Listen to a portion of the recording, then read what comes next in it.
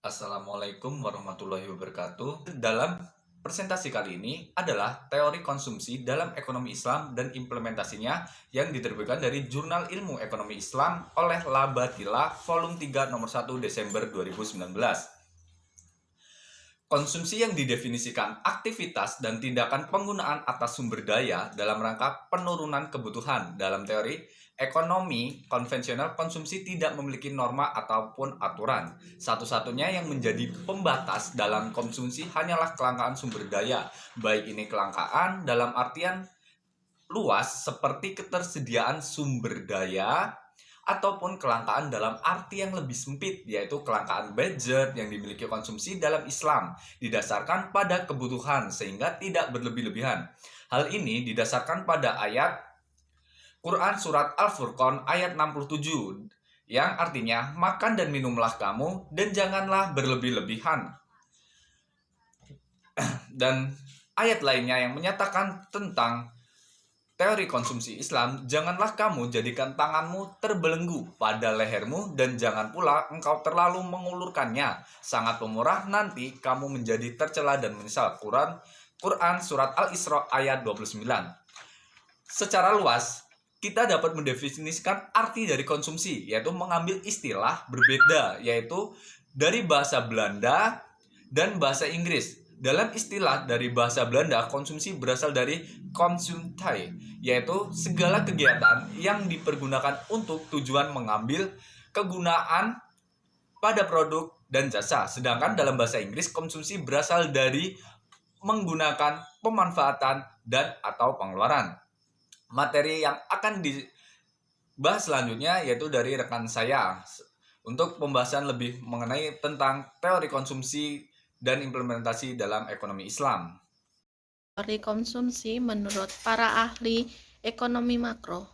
Jika dijabarkan dalam penjelasan ekonomi makro, maka konsumsi dapat diartikan sebagai variabel makroekonomi yang dilambangkan dengan huruf C, yaitu singkatan dari consumption. Consumption di sini dikategorikan sebagai klarifikasi konsumen rumah tangga, yaitu pembelanjaan barang atau jasa dengan tujuan untuk memenuhi kebutuhan atau melakukan pembelian berdasarkan pendapatan yang dimiliki atau diperoleh. Mengartikan teori konsumsi seperti dari para ahli, yang pertama John Maynard Keynes, yaitu Keynes memiliki teori konsumsi absolut yang disebut sebagai teori konsumsi Keynes. Absolute income hypothesis. Keynes di sini berpendapat bahwa besarnya konsumsi rumah tangga itu dipengaruhi atau tergantung dari pendapatan yang diperoleh. Yang kedua, dari hipotesis Franco Modigliani.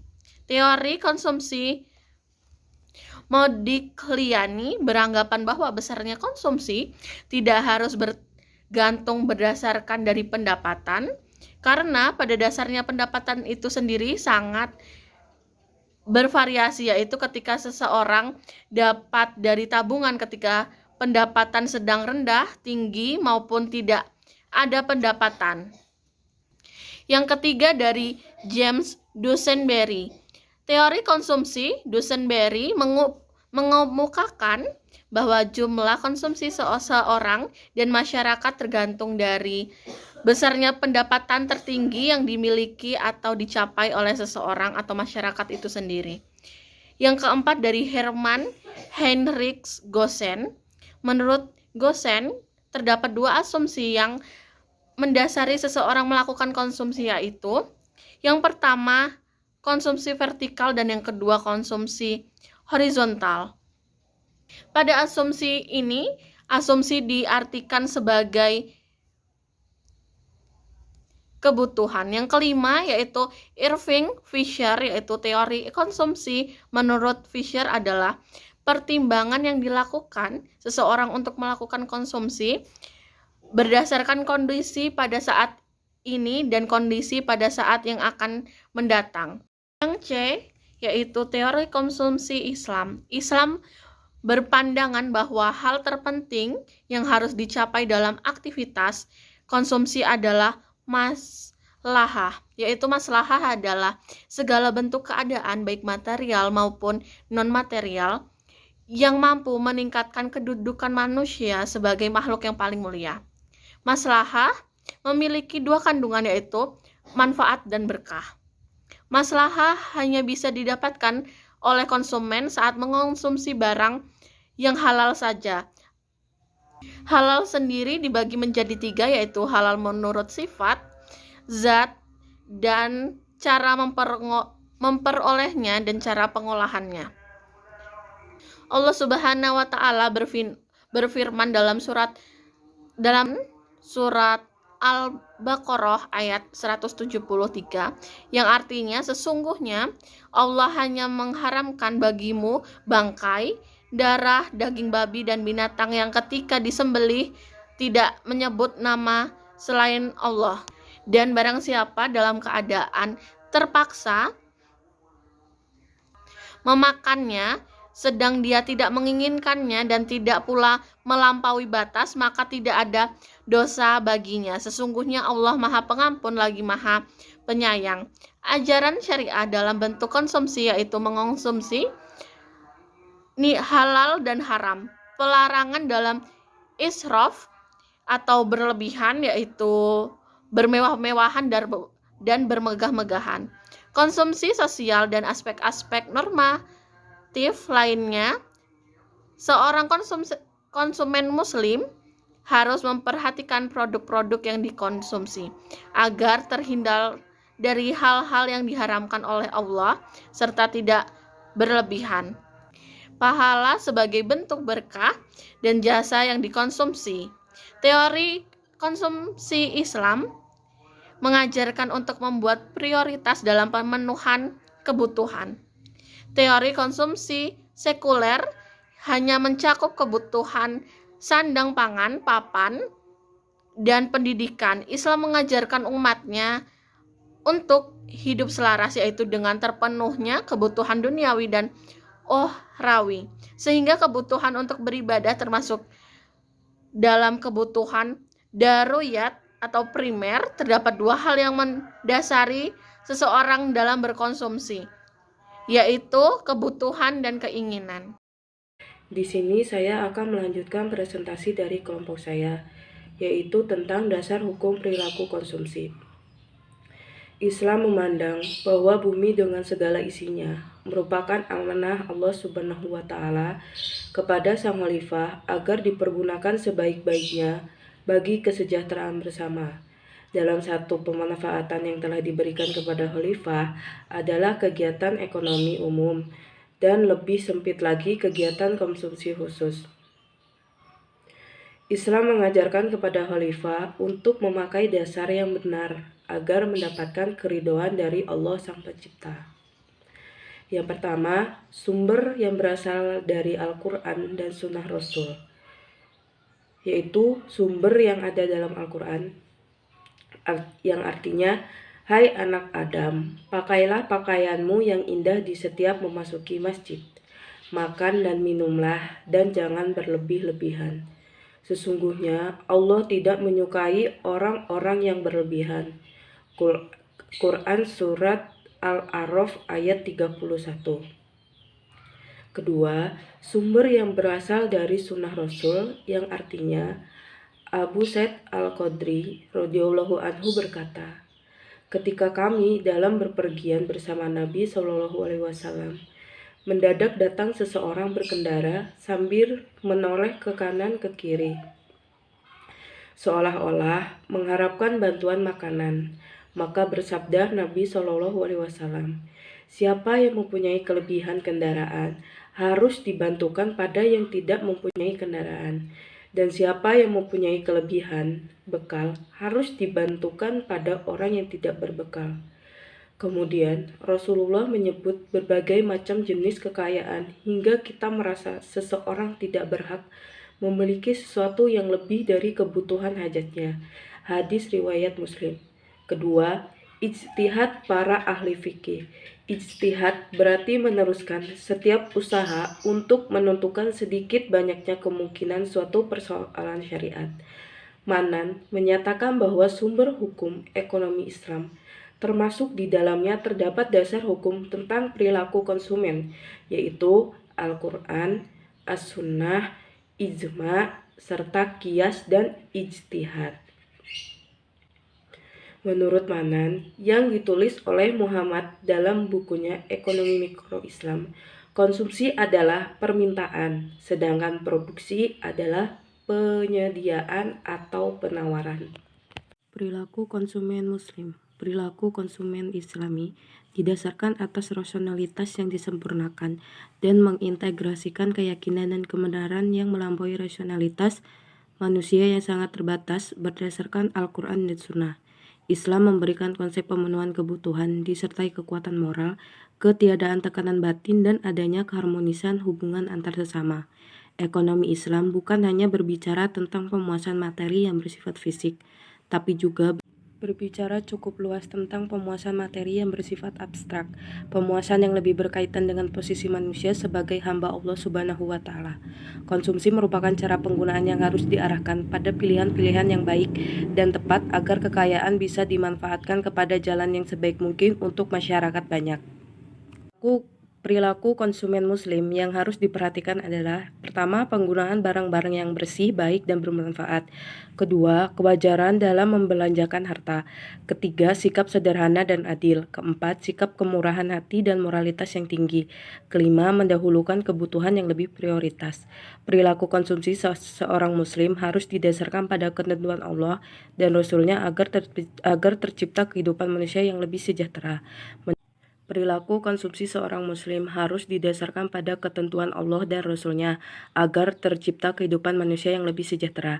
Menurut Amiruddin, seorang Muslim dalam berkonsumsi didasarkan atas beberapa pertimbangan, yaitu: yang pertama, manusia tidak kuat sepenuhnya mengatur detail permasalahan ekonomi masyarakat atau negara.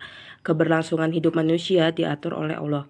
Seorang Muslim akan yakin bahwa Allah Subhanahu wa Ta'ala akan memenuhi firman Allah dalam surat An-Nahl ayat 11. Artinya, Dia menumbuhkan bagi kamu dengan air hujan itu tanaman-tanaman seperti zaitun, kurma, anggur, dan segala macam buah-buahan. Sesungguhnya pada yang demikian itu benar-benar ada tanda kekuasaan Allah bagi kaum yang memikirkan, yang menjelaskan bahwasanya Allah lah yang telah menurunkan air dari langit, di antaranya untuk dikonsumsi manusia dan tumbuhan yang ada di bumi, menumbuhkan tanaman dengan air itu yang darinya tumbuh bermacam buah-buahan. 2. Dalam konsep Islam, kebutuhan yang membentuk pola konsumsi seorang Muslim, di mana batas-batas fisik merefleksikan pola yang digunakan seorang Muslim untuk melakukan aktivitas konsumsi, bukan disebabkan pengaruh referensi semata yang mempengaruhi pola konsumsi seorang Muslim. Dan yang ketiga, perilaku berkonsumsi seorang Muslim diatur perannya sebagai makhluk sosial, maka dalam berperilaku dikondisikan untuk saling menghargai dan menghormati orang lain, yang perannya sama sebagai makhluk yang mempunyai kepentingan guna memenuhi kebutuhan. Perilaku konsumsi dalam pandangan Islam akan melihat bagaimana suasana psikologi orang lain. F. Batasan dalam konsumsi menurut Islam. Larangan dalam pembelanjaan harta melingkupi dua macam. Yang pertama yaitu larangan bersikap kikir atau bakil dan menumpuk harta. Keseimbangan yang diciptakan Allah dalam bentuk aturan-aturan yang bersifat komprehensif dan universal, yaitu Al-Quran dalam konteks hubungan sosial. Apabila diimplementasikan dengan mengambil suri teladan para nabi dan rasul dan orang-orang beriman masa lalu, membawa dampak terhadap distribusi pemerataan tingkat kesejahteraan. Sikap kikir sebagai salah satu sifat buruk manusia harus dikikis dengan menumbuhkan kesadaran bahwa harta adalah amanah Allah Subhanahu wa Ta'ala yang harus dibelanjakan sebagian dari harta tersebut kepada orang-orang yang berhak mendapatkannya. Larangan kikir terhadap harta membuktikan dalam sifat ini menunjukkan kurang nilai kepekaan sosial. Padahal manusia sebagai makhluk sosial tidak hanya hidup sendiri, tetapi membutuhkan pertolongan orang lain walaupun tidak secara langsung terjadi interaksi. Sikap kikir akan mengarahkan manusia pada kategori orang-orang yang sombong dan membanggakan diri dengan menganggap harta yang dimiliki hasil dari jerih payah sendiri tanpa sedikit pun bantuan pihak lain. Padahal Allah sebagai pemilik semesta alam beserta isinya termasuk harta yang dimiliki manusia. Label sombong yang diberikan oleh Allah kepada orang-orang yang kikir kalau ditelaah lebih jauh lagi membawa paradigma baru, pelaksanaan nilai-nilai Islam menuju pemerataan kesejahteraan dengan meninggalkan paradigma lama yang berupa sikap kikir. Sikap kikir tumbuh dari perilaku menumpuk-numpuk harta dan menghitung-hitung harta tersebut serta mempunyai anggapan bahwa harta tersebut dapat mengekalkan hidupnya. Sifat kikir yang kelewatan batas sampai kebakilan terhadap diri sendiri juga merupakan sikap yang tercela. Padahal Allah sangat menyukai bukti kenikmatannya terlihat pada hambanya. Maka barang siapa kikir terhadap dirinya dan keluarganya, pasti lebih kikir terhadap kaum kerabat, orang miskin, anak yatim, serta yang lainnya. Yang kedua yaitu larangan berlebih-lebihan dan bermewah-mewahan. Islam mencegah terjadinya penumpukan harta pada seseorang atau kelompok tertentu agar diputar sehingga manfaat dan kebaikan dirasakan masyarakat secara luas dan menghimbau setiap orang untuk membelanjakan dalam hal-hal yang ma'ruf. Ayat-ayat dalam Al-Quran tegas memberikan arahan untuk menghindari sikap berlebih-lebihan dan bermegah-megahan dalam hidup. Selain merusak individu, sikap bermewah-mewahan juga merusak masyarakat. Merusak individu karena yang dikejar di dunia tidak lebih dari kepuasan nafsu birahi dan kepuasan perut. Mereka melalaikan norma dan etika.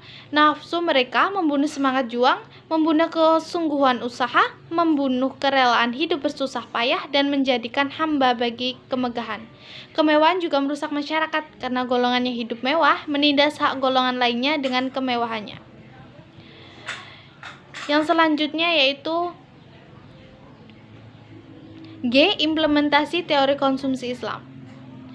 Yang pertama yaitu korelasi positif antara hidup sederhana dan tingkat kesejahteraan. Di dalam ekonomi mikro, kita mengenal istilah budgeting constraints atau batas anggaran, di mana seseorang mempunyai batas anggaran minimal dalam membelanjakan harta. Segala keinginan pasti ada constraint yang membatasinya.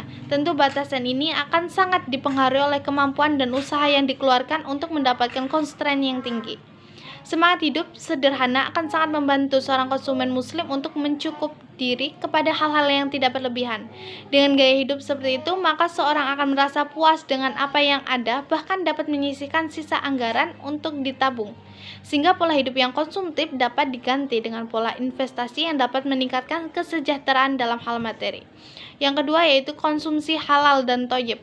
Dengan tingkat kesehatan masyarakat, lazim dipahami dalam teori ekonomi bahwa peningkatan permintaan suatu produk akan berpengaruh terhadap peningkatan usaha penyedia produk tersebut. Dalam Islam bahwa halal itu jelas, begitu juga dengan haram. Setiap yang diharamkan oleh Allah pasti mengandung mudarat atau kerusakan bagi manusia. Begitu juga sebaliknya. Contoh, sebagian besar ulama mengharamkan rokok disebabkan oleh banyaknya mudarat yang timbul akibat merokok, minuman keras yang dapat merusak otak dan jaring-jaringan vital manusia. Berjudi yang dapat menyebabkan kezaliman atau merugikan salah satu pihak atau lain sebagainya. Oleh sebab itu, pentingnya kesadaran masyarakat untuk menghindari produk-produk yang haram dapat meningkatkan kesejahteraan masyarakat yang jangka panjangnya dapat melahirkan generasi-generasi yang sehat secara jasmani maupun rohani. Begitu juga dengan suplai produk halal yang akan terus meningkat disebabkan oleh kesadaran masyarakat akan konsumsi produk halal dan thayyib, sehingga permintaan akan produk tersebut pun meningkat. Yang ketiga yaitu kedermawanan akan melahirkan produktivitas ekonomi. Islam sangat memuliakan orang yang dermawan dan melaknat sikap kikir. Perilaku dermawan adalah perilaku mulia yang sangat didorong oleh Islam. Banyak dalil Al-Quran dan hadis yang memotivasi manusia untuk menyuburkan perilaku kedermawanan dalam kehidupan. Kedermawanan juga dapat menggairahkan aktivitas ekonomi, dikarenakan orang yang mempunyai daya beli akan mensuplai orang-orang yang tidak mempunyai daya beli. Dengan itu ekonomi pun akan bergerak ke arah yang positif. Cukup sekian yang dapat kami sampaikan. Apabila terdapat kesalahan, kami mohon maaf. Kami akhiri. Wassalamualaikum warahmatullahi wabarakatuh.